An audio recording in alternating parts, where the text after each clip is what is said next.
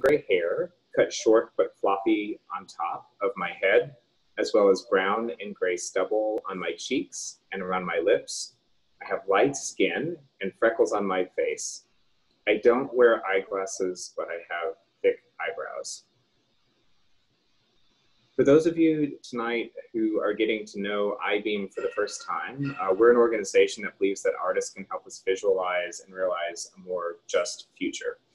Through our annual residency program, our highly engaged community of alumni, advanced tools and resources, and shows and events online and off, Eyebeam helps artists bring their work to life and out into the world. We strive to enable people to think creatively and critically about technology's effect on society, with the mission of centering artists in the vision and design of our shared future. The 2020 resident artists, two of whom are featured this evening, represent that mission fully. Pelenakeke Brown and Elissa Blount Moorhead each work in very unique ways to further our imagination as a culture and as individuals of not only what is in the present, but also what can be, extending the horizon of possibility by creating space for imagination. It's been an absolute pleasure to work with them over these last months, and it's my pleasure to welcome you all. We're glad you're here for tonight's conversation. And now I will turn it over to Idan, our programs coordinator, who will introduce the artists in conversation tonight. Thanks for being here. Hi, thank you, Roddy. It's great to be here with all of you. I'm Idan, the programs coordinator at Eyebeam. Thank you for attending tonight's gathering with our 2020 resident artists, Pelenakeke Brown and Elissa Blount Moorhead, with Sofía Córdova and Bassem Saad in the audience. Before we begin, I'd like to describe myself for anyone who is blind or low vision. I have light skin with a square face and wide nose. I have my straight black hair in a bun, and I am wearing large clear frame glasses. I would also like to start with an access check and to orient you to the virtual room. There are a number of Eyebeam staff members supporting tonight's event. Please feel free to reach out in the chat box should you need anything or have any technical difficulties getting connected. I am here to assist with any access needs or questions. Tonight's gathering is being captioned. Hello to Joshua, who is our captioner tonight. We also have ASL provided by Beth, who is here from LC Caption Interpreting.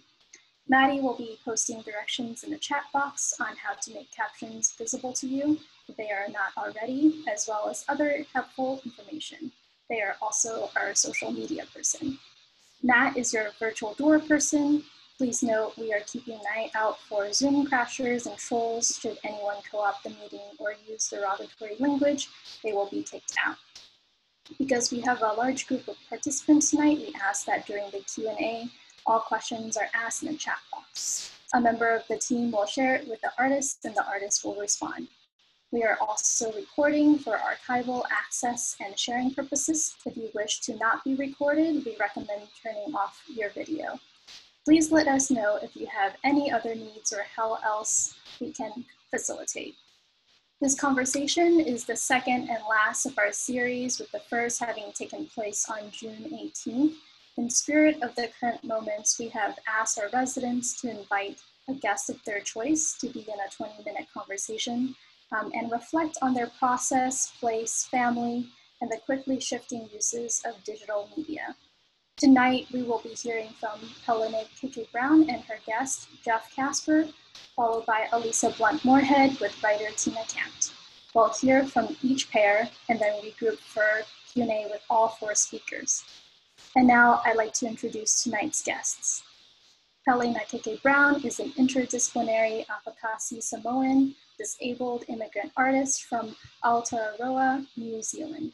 Her work focuses on movement, especially mark making, at the points of intersection between disability and Pacific Island indigenous culture.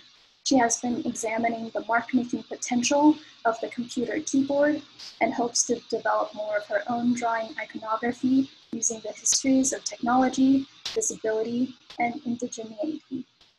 Pelenakeke's guest, Casper, works in between design, media, and public pedagogy to facilitate participatory experiences, creative curricula, and conceptual social spaces. His current research explores how trauma-informed education and the ethics dynamics of nonviolence impact the design process, arts collaborations, and learning, especially for the health and well-being of queer and disabled folks.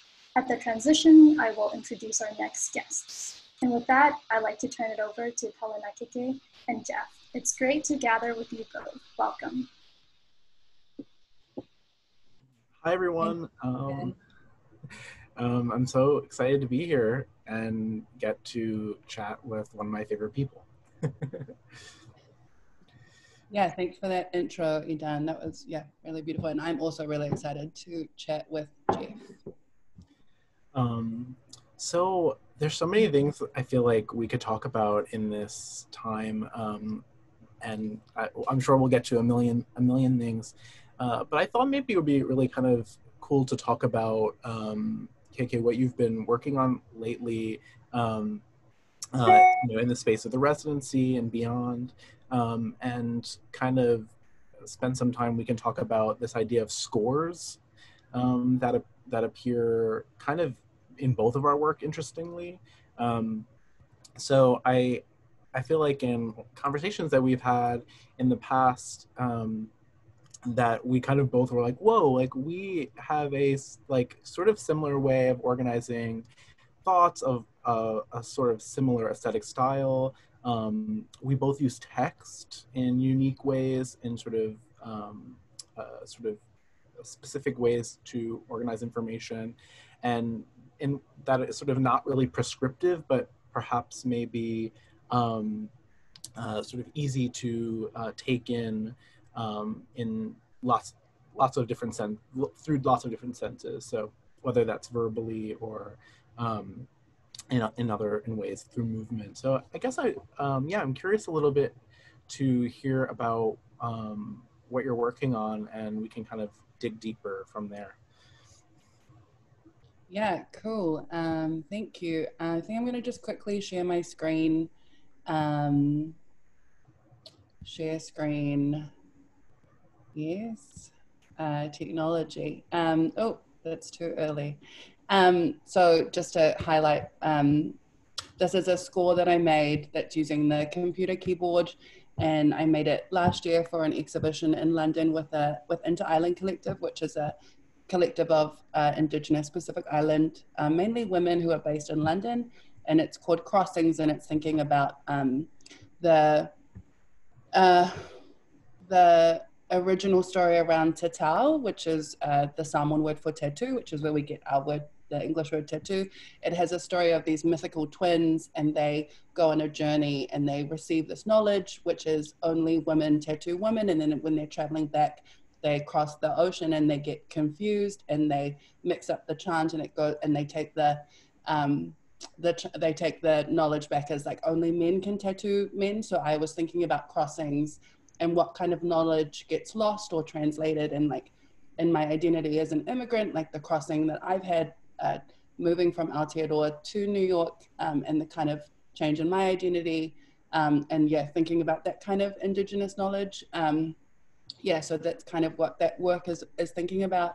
And then, yeah, thinking about the crossover between the keyboard, and I was really excited to find this ancestral knowledge in the keyboard and these like marks that we already have that we use in our everyday. And so they already have tattoo makers or tufunga, they already have prescribed knowledge, but I was interested in how I could make my own language score or choreographic language that thought about disability and thought about this indigenous knowledge. So that's kind of what I came to the residency thinking about, but COVID happened and everything's kind of shifted. So I haven't been really thinking about that as much. I mean, I have made a work where I choreographed using the keyboard keys, shift, enter, return, control, option, command. I got a dancer in San Francisco to kind of play with that, and we like set up.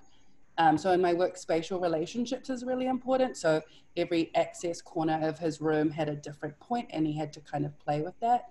And that's also one reason why I really want to talk to you, Jeff, because I feel like spatial relationships is really important. And so I'm just going to the next slide, which is practicing distance. On the left is an image that says that, and then on the right is this this work that kind of yeah, that kind of plays with that. So I just wanted to reference that in what you have kind of opened up. Totally. Yeah, I think it's interesting how we both, you know, kind of come to this idea of like the space in between bodies, or the space in between as it relates to proximity, relationships, intimacy. In this slide here, it shows sort of concentric circles, 4 concentric circles of different colors. One is an orange dotted line circle with the letter D. The other is a dotted line circle with the letter C. It's sort of a light blue. And then there are 2 other circles. One is dotted line and navy, and has the letter B, and there's in the center is sort of a red A, sort of enclosed by a smaller circle. And these all correspond to different spatial distances from the field of proxemics. And that's something that I've been really working with in my creative work and teaching work for a number of years. Coming from a sort of design background, I've always been really interested in the way that we shape space, and how space then informs relationships and vice versa. So I'm like I'm a nerd for proxemics and how that influences like interpersonal communications. And I'm you know, curious about how this sort of body of knowledge in sort of an academic space can be queered and crypt in a way that kind of pulls apart the information in a way that we can learn how to be together in creative ways. I feel like if COVID's you know, taught us anything, and it's taught us many things, is that sort of we need to really think about how we interact with each other, and the importance of physical touch and proximity and things like this. So all this to say, you know, I'm curious, maybe if we could talk a little bit about how, yeah, like our different sort of differing notions of this concept of proximity. I'd love to hear a little bit more about, you talk about the concept of va, and what that means in your work. And yeah, and I can jump back in. Yeah. The va is a Samoan concept, spelled V-A with a macron over the top. So it's like it's a longer A sound, and it means in between space or spatial relationships. And so in the Samoan kind of cosmos, everything is related, happens in the va. So there are some really sacred relationships that happen in the va, like the Whianganga relationship. So that's about F-E-A-G-A-I-G-A, and it's the relationship between a brother and a sister. And I kind of see one holds each other accountable to the other one. And so in the va, the va is not empty space, it's space that relates. There's a great essay by Albert Wendt. He's the first person who's Samoan to write about it. And so the va has to happen in relationship to something else. Like you can't just be in the va chilling. Like that's why you're either in relationship to another person, or you're in relationship to other objects, or taonga in the space. And so I like to kind of, for me, I think when you're an interdisciplinary artist, it's confusing how you describe yourself. And so I've always used the va as a way to kind of underpin all my different like mediums. And so for me, the va kind of holds all of them. So regardless of whether it's movement or drawing or writing, I'm always thinking about the va as like a framework. And that's kind of how I came to working with the keyboard, because I thought of the keyboard as my framework. Someone asked me to write a piece for a journal, and I was about dance, and I was just really tired that day, and I didn't want to write about dance, or I just wanted to write about how can you write about movement without writing about movement. And so I started typing, and I type with one hand, and so I started to think about that as a movement score in itself. And then I thought about the keyboard as a framework. So I thought about the keyboard keys and what they're called, you know, return, shift, control option as kind of a framework. And then that's when I realized, kind of staring at the keyboard, that there were these ancestral marks. And so for me, the VAR is like an underpinning framework, which I'm continuously always interrogating, whether it be, I think in my practice, I started thinking about my relationships with myself and how that kind of like how I move in the world as a indigenous, disabled, queer woman of color, or but now I think I like to also put that and think about structures, whether that be, yeah. So I think it can be a really small interaction thought around the VAR, but it can go to relationships between yourself and the medical industry. So it's really important to me, and I'm still obsessed with the VAR, and I don't think I'll ever stop being in love with the VAR. Yeah. One of the things that I noticed, sort of in even reading reading and experiencing your work, as well as looking at some of what you read, and trying to dive deep a little bit, I kind of noticed sort of that my sort of studies, which are grounded, like I said, in proxemics, and sort of the tension between proxemics and VA is that in proxemics, it's almost like the space between us is like what defines us or keeps us apart in some sense. And that's the very notion that I feel is unproductive with that as a tool, with that body of knowledge as a tool, especially, if we are going to consider how to be in right relations with others, with ourselves, with the environment, that sort of just conceptualizing things around sort of the distance as maybe a negative is less productive for me. But I felt like maybe that isn't how you come to the concept of proximity first, and I really enjoy that about your work. Maybe you have a different interpretation, but I feel like I like that sort of our work sort of meets at sort of different ends of this sort of question. And I was curious, I'm just looking at time. I was curious if you had any thoughts about, choreography and scores as it relates to disability, or how, I feel like for both of us, they're very much so tied to sort of a crip aesthetic. And I wonder if you, and there are many other artists who also use these forms. I'm curious if you have any kind of musings about that. I love crip aesthetics. I love thinking about disability aesthetics. I love to do performances on the floor. I think that's a really big part of my work. And I think I am in an in-between space, I think, in where I sit in the medical industry and with my health. When I go see my doctor, he's like, "You're doing great, like keep doing what you're doing." And I'm like, I'd love, some physio and some support and da-da-da. So I think for me also movement and dance is a way that I like take care of my body and like pay attention to it. And so I think that's also why I think dance and movement is so important in my practice, but also just as like a way of taking care of my body. Yeah. Totally. I can totally relate to that in the sense that I feel like I come to, choreographies and scores or directions as a form mainly for me to understand or comprehend information, or also come back to information and break it down into small parts. And I feel like that's a very crip aesthetic. It's a very crip way to look at things or experience the world. So I think it's interesting that both of us can sort of come to a similar form, but from different embodiments. And yeah, I could talk forever about that. Yeah. What else? So I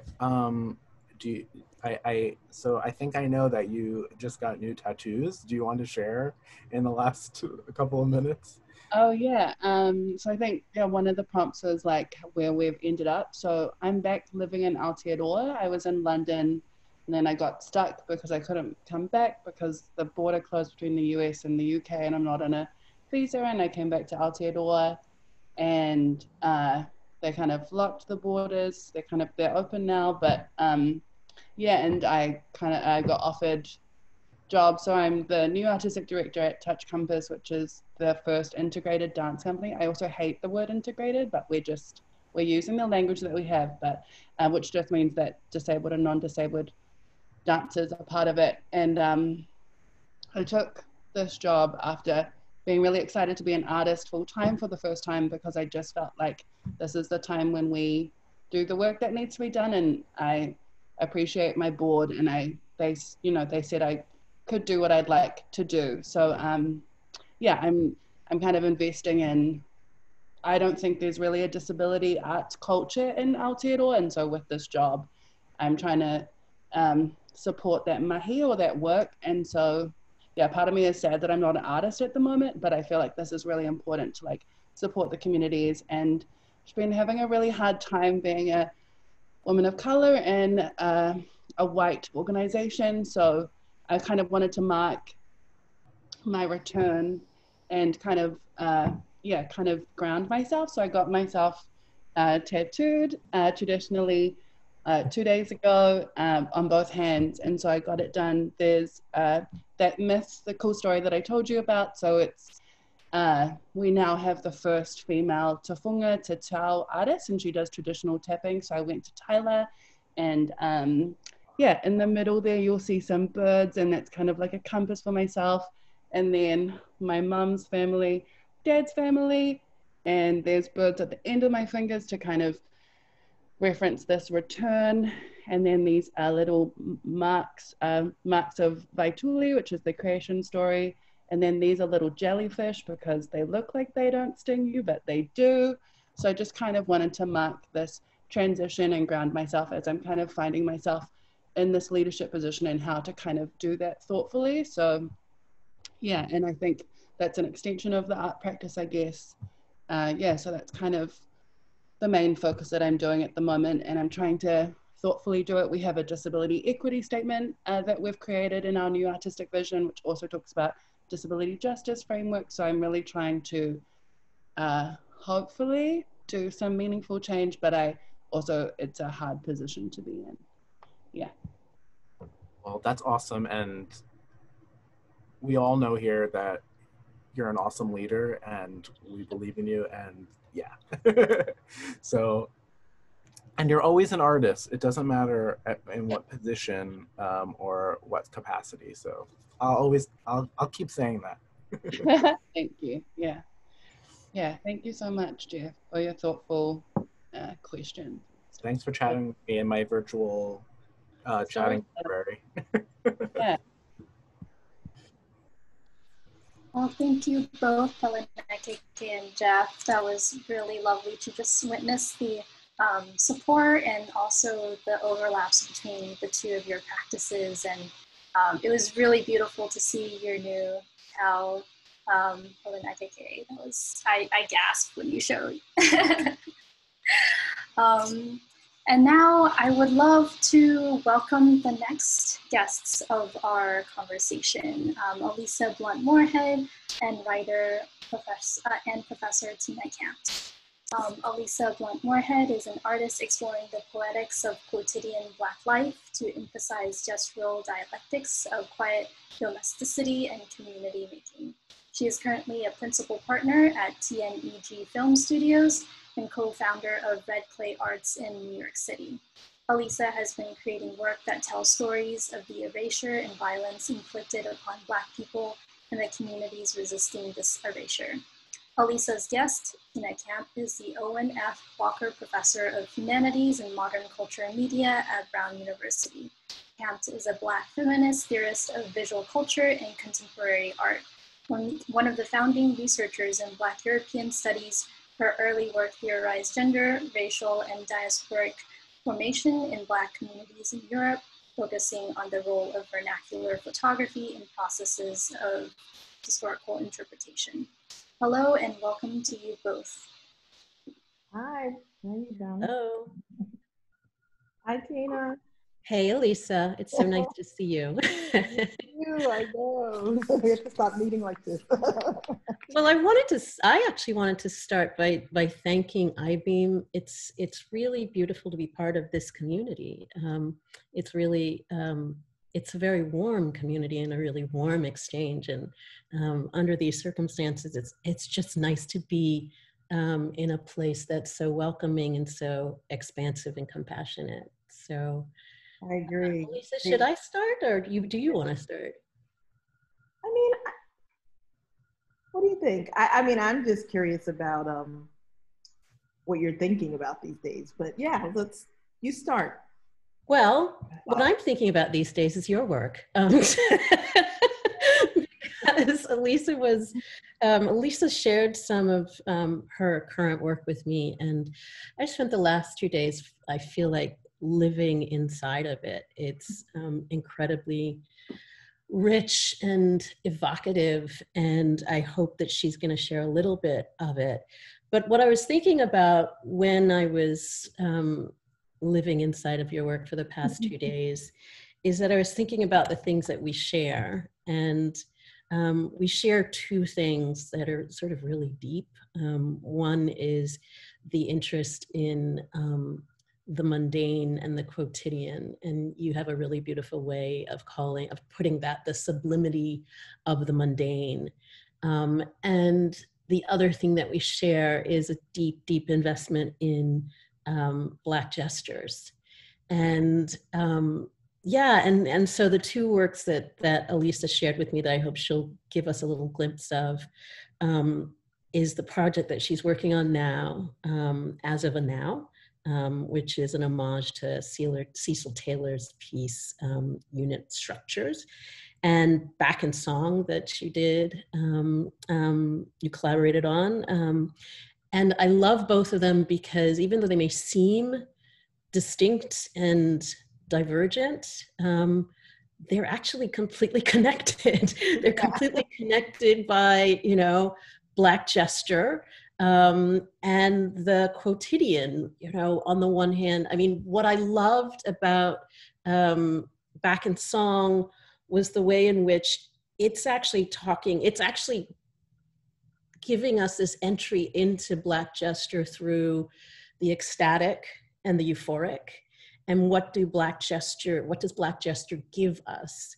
Or what does it give us access to if we try and understand Black life through its recourse to the ecstatic and to the euphoric, which is a sensory and affective level of emotional intensity that to me is one of the most beautiful articulations of Black fugitivity I have ever wanted to think about.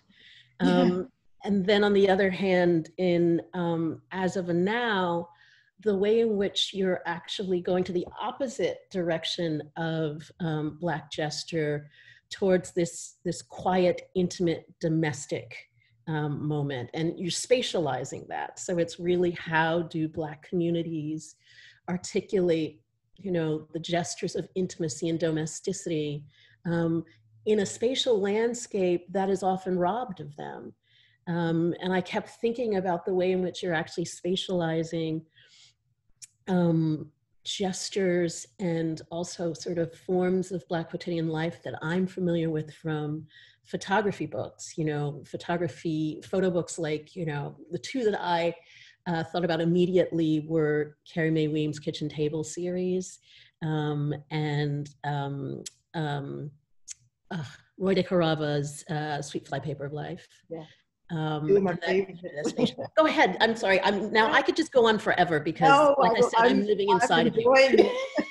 I could listen forever. But you have to share some with other folks. Yeah, I mean, it's funny. I I love your work, Tina. I mean, since we first met years ago in Scotland, I felt like a real kinship. So I'm so happy to just talk about anything with you, but in particular, the convergence of those ideas. I hadn't really thought about that. And it's something that is sort of weighing a lot, in terms of the value and I guess Christina Sharp would describe as sort of undermining this sort of authoritative voice, the way that, you know, photography has sort of dictated our story, our narrative in the past. And so, you know, the democratized sort of idea around, you know, vernacular photography that you've written about and talked about is, for me, just such a no, it's really fulfilling. I mean, maybe, Don, maybe you can show the first image that I shared with you. I don't know if you're able to show it. So like, yeah, that one. Is it 10? Yeah, number 10. Can you see it? Coming up. Yeah, I don't know if you guys could see it clearly, but I mean, what that is there, the woman lighting the person's cigarette is my great grandmother, who's also my running partner for a long time, that she's lighting a cigarette for my great grandfather, Mud on the other side. So it's her son in the foreground and her daughter-in-law in the background, and my other great grandfather in the room in her house, and she's entertaining as she did, as she was really good at that. And you know, this image, you know, in terms of just sort of the idea of reading an image and recontextualizing images. I mean, I was so grateful to work with Bradford, but also Stephanie Saintonge, who is the editor, who, again, in more sort of hierarchical spaces, is someone that works even the language in post-production. But the reality is that's not true. That's not how work happens. And we saw to it that it didn't happen that way, and that we were collaborators early on. And we were lucky to work with Esperanza Spalding on the music for Back in Song, and then Rihanna J. Parker in the research. And I've worked on projects where we were assembling images before, but again, it's often followed a similar kind of hierarchy that is step by step, is pre-production, production, and post-production. And I was really grateful to have collaborators like Bradford and Rihanna that flattened that, right? So that we could take images and we could riff on them, and then we could go back and read things that we were sharing with each other in real time, and then make decisions. And then the most important part for me was just sort of looking at images, whether they were self-determined images, which I love, you know, the vernacular photography, but also things that were, you know,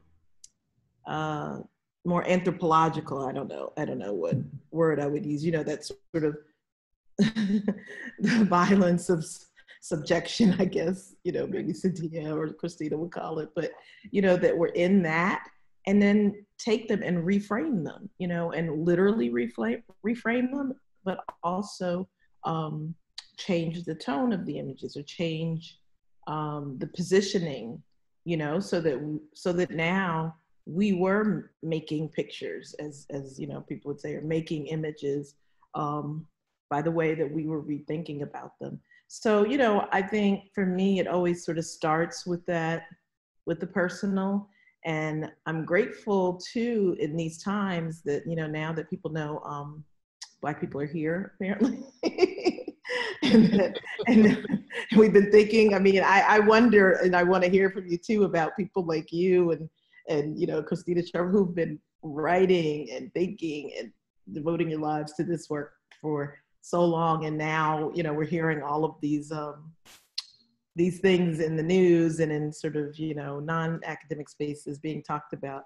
I always wonder, is that like, does that feel like the world is sort of gentrifying Black culture to you, or does it feel like, or does it feel like finally redemption? I don't know. Sometimes it's a little of both, but I do really feel like there's a different kind of permission, and I credit it to women entering in different fields to start with the personal and work their way out. I mean, you know, Wayward Lives, I mean, to me, it's an incredible document to speak to that, like, way of working. Sadia Hartman's book, sorry. and being able to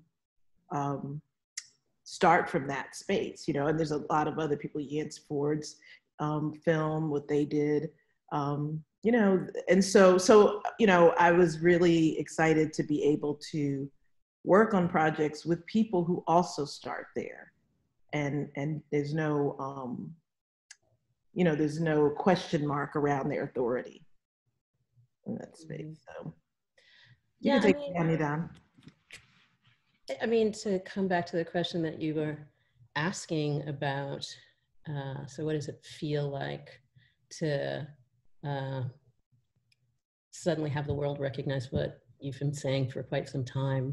You know, the sort of the convergence between COVID, you know, as a form of terror, right? That is traumatizing us. And the convergence of that with the, you know, sort of the visualization of the racial terror that our community has been experiencing for so long, that convergence to me is so powerful, and it's a convergence of traumas. And so what happens when the trauma of a particular community is translated into the reality of a different community? And that's what we're seeing, is we're seeing that translation. So at the moment when so many communities, communities of color, white communities are being traumatized, right? The way in which, you know, sort of Asian communities have been traumatized by, you know, the racism of, you know, the Trump administration towards, you know, the virus. So the racialization of the Asian community is traumatic. And we are experiencing that, or they are experiencing that at the same moment when literally the trauma of, you know, of hundreds of years of Black subjection is on your phone, is on the radio, is on the television, is everywhere. And at that moment, when no one has anything else to lose, guess what happens, right? But I also feel like you're asking a question. I mean, that's where I kind of want to think with you, is that I have never thought about the spatialization of those traumas. Yeah. And you, in that booklet that you put together for As of a Now, you pose this question that I think is sort of the question for us. And it's, are we capable of coexistence at the site of our trauma? How do we feed our ancestors and maintain our collective sanity?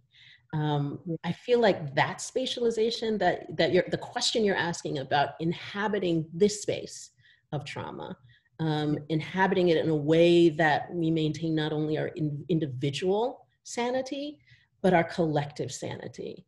That is the question, right? When the domestic space becomes the space where that's your only respite, that's the only place you can inhabit. But it's become a site of trauma. I mean, I've experienced that over the last, you know, several months, where I thought I was going to lose my mind by being forced to be at home, you know. So I like, it's helped me so much to actually think through that question in your work, trying to reclaim sites of trauma in Black communities that are both about sort of their evacuation and evisceration, but also the reclamation of the memory that lives in those spaces, that if we relinquish them, we relinquish the memory as well. Yeah, and I mean, I guess, you know, in some ways we've talked about, I mean, when you think about like somebody like Hortense Spillers, and I'm gonna butcher it, but you know, this whole idea of motherhood becomes something different when you're, you know, traumatized, right? And so it's hard to be a body. It's hard to, you know, embody something. And so, you know, I feel like that's sort of similar with space. We're like, you know, are we Americans? I don't know. You know, Black people, we say Black people to each other. Other people say African American, but the American part has always been a question mark. And the space piece and these sort of rectilinear buildings that we've been subjected to in the North. And, you know, I just feel like we sort of get further and further away from that. But at the same time, that quiet domesticity is the place where we are ourselves and where we do feel safe, and we, you know, for even in a sort of momentary way, even though those spaces are not guaranteed for us, right? So you can, you know, you can have eminent domain, you can have move happen, you can have all kinds of things happen. And so we still are in this sort of transient space, and we have to figure out fugitivity on a minute by minute basis, you know? So for me, like doing as of now really stemmed from, I mean, really started thinking about it years ago when I was still at Weeksville, and, you know, read a space that was rediscovered that first, you know, was a Native American trading route, and then free black settlement, you know, both histories scarred and marred by the sort of petri dish of horrors that the, you know, as AJ would say, it is this country. And, you know, the scars were there, and all of the beauty, you know, right, you know, sitting on top of each other. And so that's the case too, when you look at, you know, an abandoned row house. Something that really piqued my brain when I first got here was just going to blocks and seeing, you know, abandoned properties, and then seeing 2 or 3 houses with lights on, knowing that the history of Baltimore was a family history where whole blocks sometimes would have their doors unlocked because so many people were related to each other, literally, or, you know, in an extended family way. And what happens, you know, that's intentional when an entire block is collapsed in a specific way. That's not just a couple of people lost their houses. You know, we know that there's something systemic happening there. So, you know, that was initially a question mark. And then what does happen? And Kirby Griffin, an incredible photographer here, took this image that I have in the book of a house that had been demolished. And you've probably seen on row houses, there's like the scar of the previous house sort of etched in the side of the building. And there was an indentation where a bookcase was, and the books were still on it. And there were textbooks, you know, like high school, middle school looking textbooks. And, you know, I just, like, there's whole lives lived, right? Yeah.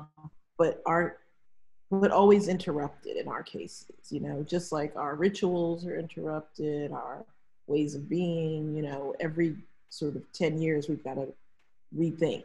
Is it integration that's going to save us? Is it, you know, Black liberation? What's going to be the fugitive path? And so these buildings, they hold a lot, you know, and I was curious about how you could use technology. And this is what, you know, I was talking about with the Eyebeam project, was how could you use technology to put back together those kind of atoms where we don't have markers, we don't have statues, where cultural erasure is real. And I was talking one time to Kamal Sinclair, who's a brilliant woman, and we were talking about this idea of, like, if you walk past a doorway in Harlem and you see a lot of chicken bones outside or something, you could think, if you're new to the area, you know, you might think someone, you know, put out their food. But we may see, there was a ceremony there, and imagine what may have happened, right? So it's that kind of thing, like, how do we use technology or use, you know, our practice to put that back together in place so that those are sites of consciousness, you know? And, you know, I guess ideally, which is a big question for Back in Song for us, is can the art actually be a healing apparatus, not just something you look at and feel better for looking at it, but actually the process and the thing itself be that apparatus. So, you know, that was kind of the thinking. Sorry, I went on. No, that's beautiful. And I think it's a beautiful place to sort of wrap up our conversation, which is I am a great believer in the fact that art can be a site of healing and restitution. It does it in ways that I think we are just coming to embrace in this moment, but it has always done that, and it's, you know, it's what amazing artists like you do. So thank you. Thank you. I also, just before we go, I really want to say something that stuck with me from the last time we spoke was you talking about refusal, the practice of refusal, and the practice part in particular. And I just wondered if you might like end with that, because I felt like it just gave me a lot to gnaw on after the fact. Yeah, I mean, it's practice, meaning it is a durational process. It is not a one-off. One doesn't refuse and say, boom, that's it. One has to actually practice as preparation for something. And that preparation is anticipating something that you cannot envision yet, but want to live now. And so to practice refusal is really to prefigure the existence that you want to embrace, even when that existence or that relationship to other people is not yet in your concrete repertoire, right? You are practicing it, you are enacting it. And in enacting it durationally, it becomes your reality. Mm. Yeah. More thinking stuff. Thank you so much, Tina. You're welcome. Thank you for inviting me to the conversation. Thank you both. Oh my gosh, I could just sit here and listen to the both of you talk forever. Truly, thank you both for the wisdom. I feel full and nourished from that conversation, and there's just so much that I feel like I want to sit back and just like really savor after this. But I want to open it for any questions from the audience, for either of Elissa or Tina, or Pelenakeke or Jeff. Please type your questions in the chat and we can read them out.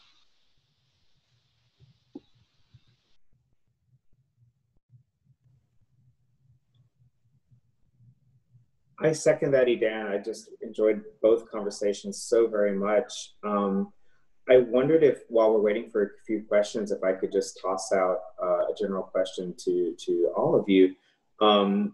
Pelenakeke, you know, as you're thinking about moving into a role of kind of arts management in some capacities, it really made me think about people that go into those roles who have histories as artists. I'm so impressed by people like Elizabeth Alexander at the Mellon Foundation, who obviously has an esteemed and astounding career as a poet, then moving into a position of actual leadership of a major foundation. And you can already see how she's transforming what foundations can do from the inside, even if it's from the Million Books Project to a number of other ways. And I wonder if you or anyone else that's part of the event this evening have thoughts on the role that artists can play in those kinds of positions and the kind of transformation that they might be able to enable when they take on roles as kind of arts leaders in some capacity.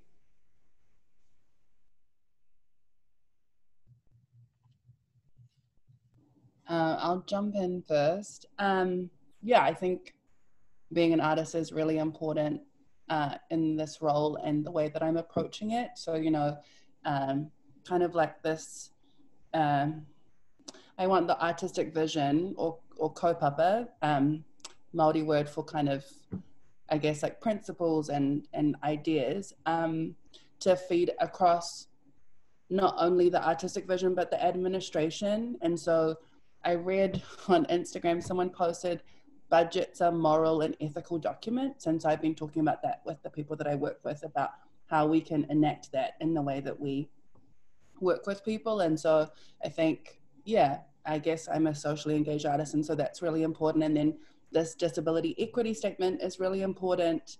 And, you know, it's been signed off by the board. And so I feel like my organization, they're willing to kind of do that work. And yeah, and it's kind of feeding into everything.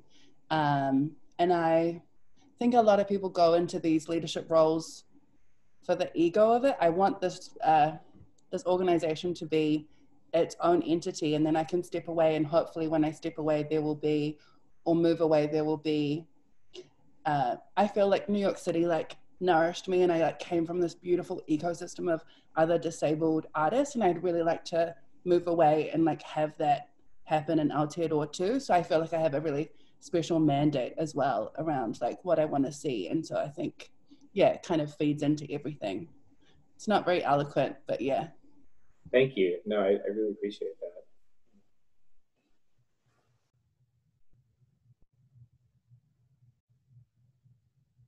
I'll just jump in on that question. I really feel that when artists sort of occupy spaces of leadership within the arts, they can kind of reclaim some of the space that often like artists are talked about. You know, it's like an organization is like, oh, we serve artists, and it's a different perspective than coming from an artist perspective.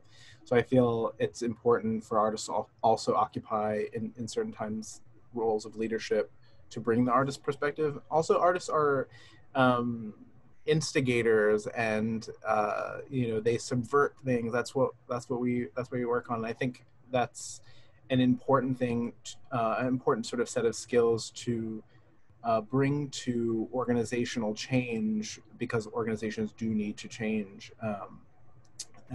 So yeah, some thoughts that I've been thinking about when KK was talking. I have one more thing to add.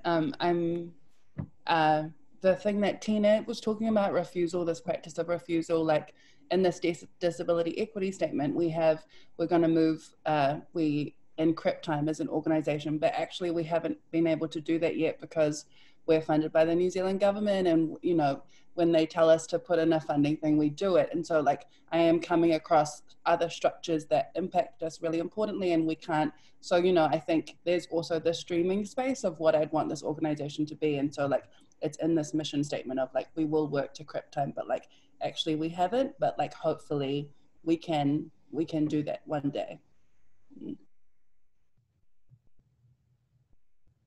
I just wanted to add, I mean, congratulations. I'm so thrilled for you. But I also feel like what artists bring to these leadership positions is a sense of an institution as generating a space for creativity as opposed to a space for management.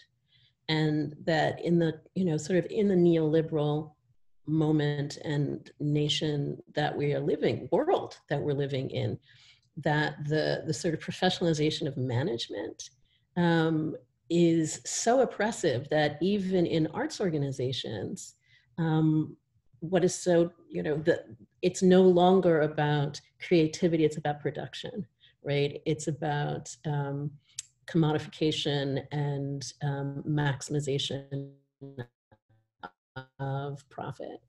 And so that's one of the things that I find so inspiring, is that, you know, artist-led organizations know what it means to let artists create, and to create the circumstances, the existential and the practical circumstances under which artists can thrive. So that's a skill set. I hate that term, but that's a skill set that artists have in a, you know, that others don't have. So that's the second. Congratulations. Fuck yeah. Well said. It's my idol, Tina, so that's amazing. Thank you. Oh, derogatory language, I'm going to get booted off this site. That was a perfect language. That doesn't count. I just want to just add to that, as somebody who's lived on both sides as well, Pelenakeke, I'm so grateful again that you are running an organization, and that the whole idea, I mean, to Tina's point, this whole idea of the way things have been structured and the way the hierarchy has worked is being completely exploded and imploded, right? And and again, just back to just thinking about this embodiment conversation we were having, right? You know, the idea of transcending that, being in a way well beyond those confines, is who women are, it's who people of color are. I personally think, you know, to have been in this country all these years and to transcend that is akin to the notion of being queer, and Blackness as queerness, and womanness as queerness. And so to me, bringing all of that is what helps for me as an artist. It helps be able, again, to say, well, we're not going to do it in this order, or this is what collaboration really looks like. And like to Tina's point, it's not about product or commodification. Maybe there isn't even an end. Maybe there isn't even the evidence that you're used to having. Maybe it's only the process, so on and so forth. So I think, you know, obviously they're really lucky, but I also think that hopefully what we'll start to see now that we see the country fell apart under the wrong leaders, is that all of the institutions that it supported and built are also being questioned. And the biggest question for me is, were they built with, you know, feminine energy in place? Were they built with people of color in place? That sort of thing. So, yeah. Oh, thank you, everyone, for your support. I feel kind of lonely in Aotearoa sometimes. So thank you so much for like everyone being so welcoming and warm. I love you all. We're here, even if you're not, if you're far away.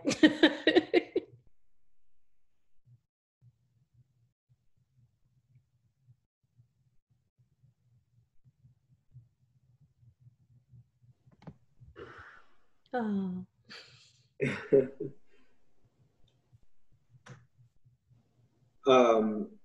I think we're reaching our time limit. I didn't see any questions coming in through the chat, but Edan, if we're at time, maybe this is actually a good moment to sign off. I, for one, have enjoyed and also feel incredibly nourished by tonight's conversations.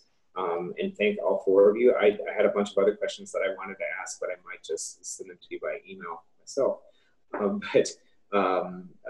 We really appreciate your participation in our program this year, and we know that it ended a little differently than we had planned for it to end when we launched it. I'm just grateful for your flexibility and engagement, and I can't wait to see what you all do soon. Before you sign off, I just want to say I've been watching the chat and there's so much love in the chat. Thank you to all. Thanks to everybody who's just like thanking us. It's just wow. And thank you so much, Edan and Jay. I know it's somewhere, and Roddy and everyone. It's incredible working with Eyebeam, and having COVID hit was such an interesting exercise in real flexibility on all of our part. And I got to tell you, they exemplified what we were just talking about. When you are part of an organization that is not, subscribing to these rigid ideas of how things work and what it's going to look like, and they could be agile and empathetic, and it was like, I can't think of another sort of organizational experience that operated that way. And so I know, and the fellows, we've all talked about it together, it's been incredible. So I just want to again thank you guys for that opportunity, but more importantly for being on the cutting edge of the future, which is humane.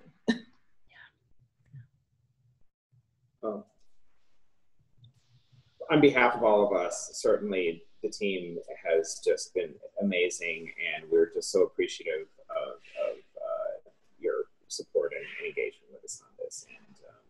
And Edan, I think if we're ready to call it a day, I think we can just end here. Yes, thank you everyone, both speakers and audience, for creating such a loving space tonight. I'm very touched. Thank you. Take care. Thanks. Take care, everyone. Bye.